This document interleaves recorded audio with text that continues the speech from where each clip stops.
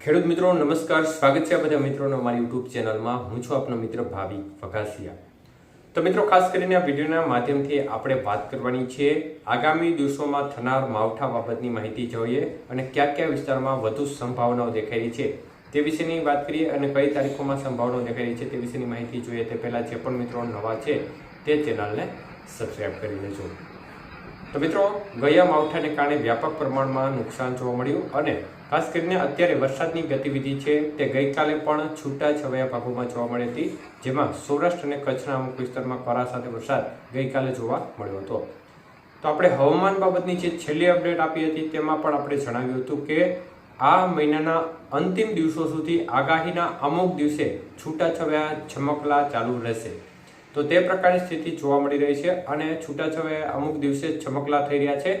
તો ફરી એકવાર back to back western disturbance પસાર થઈ રહ્યા છે. ક્યારેક નબળું વેસ્ટર્ન ડિસ્ટર્બન્સ પસાર થઈ રહ્યું છે તો ક્યારેક મજબૂત વેસ્ટર્ન ડિસ્ટર્બન્સ પસાર થઈ રહ્યું છે અને એક ધારા આ વેસ્ટર્ન ડિસ્ટર્બન્સના કારણે ગુજરાતનું વાતાવરણ છે તે પણ અસ્થિર બની રહ્યું છે.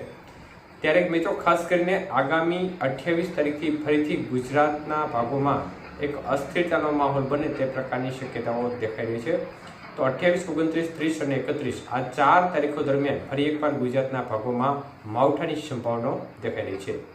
તો આને કારણે ફરી એકવાર વરસાદની ગતિવિધિ જોવા મળી શકે છે. તો હવે કયા કયા વિસ્તારોમાં માવઠાની સંભાવનાઓ હાલની જે અપડેટ છે તે મુજબ વધુ દેખાઈ રહી છે તે જોઈએ. તો મિત્રો, હાલના લેટેસ્ટ મોડેલોની અપડેટ મુજબ સમગ્ર કચ્છનો ભાગ છે તે આવી જાય. ઉત્તર ગુજરાતના ભાગો છે, મોટા ભાગના વિસ્તારો છે તેમાં પણ જોખમ વધુ છે. તેમજ ખાસ કરીને દ્વારકા, જામનગર જિલ્લો છે, મોરબી, સુરેન્દ્રનગર જિલ્લા છે, રાજકોટ જિલ્લો, બોટાદ જિલ્લાના ભાગો સુધી વરસાદની ગતિવિધિ જોવા મળે તે પ્રકારની પૂરી સંભાવના દેખાય છે. મતલબ કે જે આ વિસ્તારો જણાવ્યા છે તેમાં અત્યારની સ્થિતિ પ્રમાણે સૌથી વધુ જોખમ દેખાઈ રહ્યું છે. તો બાકીના સૌરાષ્ટ્ર અને મધ્ય પૂર્વ ગુજરાતના ભાગો છે તેમાં જોખમ ઓછું દેખાઈ રહ્યું છે, પરંતુ ત્યાં પણ વરસાદની ગતિવિધિ ખૂબ જ સીમિત વિસ્તારોમાં જોવા મળશે.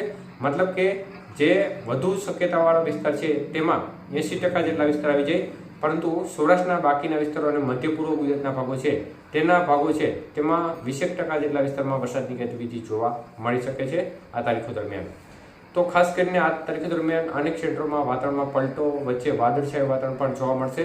દક્ષિણ ગુજરાતના ભાગોની વાત કરીએ તો તેમાં સૌથી ઓછું જોખમ દક્ષિણ ગુજરાતના ભાગોમાં દેખાડ્યું છે. એટલે મુખ્ય શક્યતાઓ કચ્છ, ઉત્તર ગુજરાત અને પશ્ચિમ ઉત્તર સૌરાષ્ટ્રના ભાગો, જેમાં દ્વારકાથી સુરેન્દ્રનગર, બોટાદ સુધીનો ભાગ છે, જામનગર, મોરબી, રાજકોટ જિલ્લાના ભાગો સુધી આ ભાગોમાં વરસાદની ગતિવિધિ જોવા મળે તે પ્રકારની સંભાવનાઓ અત્યારે બની રહી છે. તો ખેડૂત મિત્રોએ ખાસ સાવચેતી રાખવી. પોતાની જણસી વેચવા જતા હોય તો યોગ્ય વ્યવસ્થા કરીને આ સમયગાળા દરમિયાન જવું, જેથી કરીને આપણી જણસીને નુકસાન ના જાય.